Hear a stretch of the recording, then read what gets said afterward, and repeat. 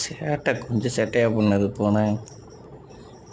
அவள் அம்மாவோட வாள் வந்து குட்டிக்கு விளையாட்டு பொருளுனாக்க போய் துணியில் போய் படுத்துக்கிட ஒழிஞ்சிக்கிட அம்மா வாழாட்ட திருப்பி அந்த வந்து பிடிக்கிற என்ன அங்கே போகிற பண்ணுது.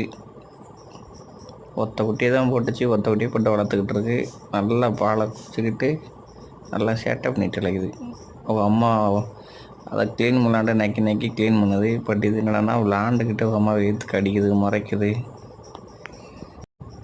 இருந்தாலும் குட்டி இப்படி அம்மாவோட விளையாடுறது பார்க்க அழகாக தான் இருக்குது பூனை குட்டி.